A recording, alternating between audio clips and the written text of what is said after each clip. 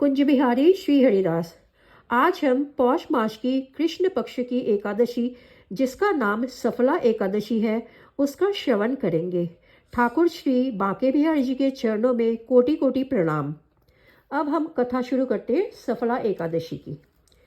युधिष्ठिर ने पूछा, स्वामिन, पौष मास के कृष्ण पक्ष में जो एकादशी होती है उसका नाम क्या है, उसकी क्या विधि है तथा उसमें किस देवता की पूजा की जाती है, यह बताइए।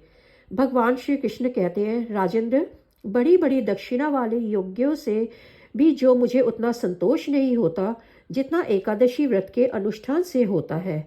पौष मास के कृष्ण पक्ष में सफला नाम की एकादशी होती है। उस दिन विधि पूर्वक भगवान नारायण की पूजा करनी चाहिए।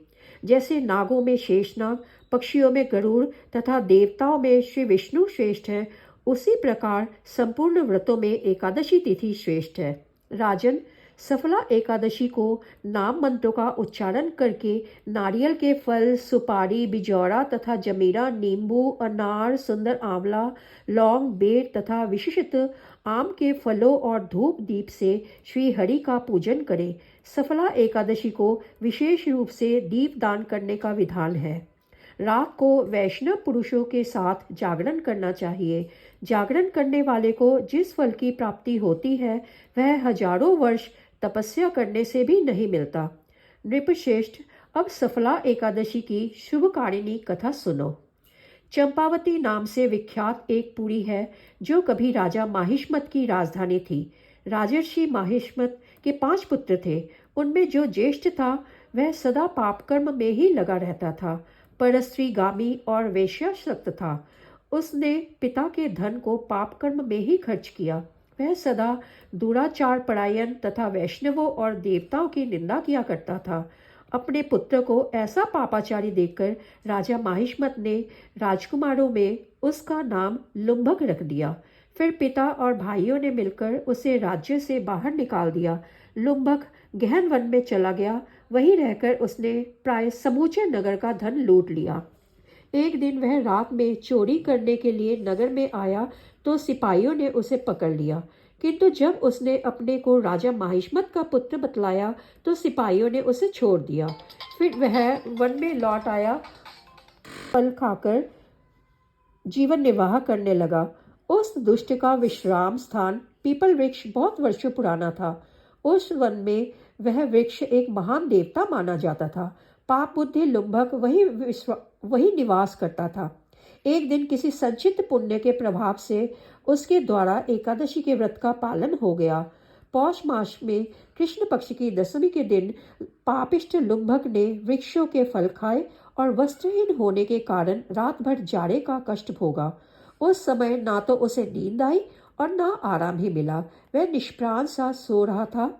सूर्योदय होने पर भी उसको होश नहीं आया। सफला एकादशी के दिन भी लुम्भक बेहोश पड़ा रहा। दोपहर होने पर उसे चेतना प्राप्त हुई। फिर इधर उधर दृष्टि डालकर वह आसन से उठा और लंगड़े की भांति लड़खड़ाता हुआ वन के भीतर गया। वह भूख से दुर्बल और पीड़ित हो रहा था। राजन, लुम्भक बहुत से फल लेकर जब तक विश्राम स्थल पर लौटा तब तक सूर्यदेव अस्त हो गए। तब उसने उस पीपल के वृक्ष की जड़ में बहुत से फल निवेदन करते हुए कहा, इन फलों से लक्ष्मीपति भगवान विष्णु संतुष्ट हो। यूं कहकर लुम्भक ने रात भर नींद नहीं ली।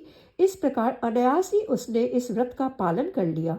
उस समय सहसा आकाशवाणी हुई, राजकुमार, तुम सफला एकादशी के प्रसाद से राज्य और पुत्र प्राप्त करोगे। बहुत अच्छा कहकर उसने वह वरदान स्वीकार किया। उसके बाद उसका रूप दिव्य हो गया। तब से उसकी उत्तम बुद्धि भगवान विष्णु के भजन में लग गई। दिव्य आभूषणों से सुशोभित होकर उसने निष्कंटक राज्य प्राप्त किया और 15 वर्षों तक वह उसका संचालन करता रहा। उसको मनोज्ञ नाम का पुत्र उत्पन्न हुआ। जब वह बड़ा हुआ तब लुम्भक ने तुरंत ही राज्य की ममता छोड़कर उसे पुत्र को सौंप दिया और वह स्वयं भगवान श्री कृष्ण के समीप चला गया, जहाँ जाकर मनुष्य कभी शोक में नहीं पड़ता।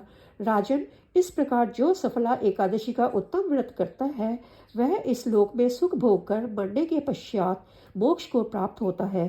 संसार में वे मनुष्य धन्य है जो सफला एकादशी के व्रत में लगे रहते हैं, उन्हीं का जन्म सफल है। महाराज, इसकी महिमा को पढ़ने, सुनने तथा उसके अनुसार आचरण करने से मनुष्य राजसूय यज्ञों का फल पाता है।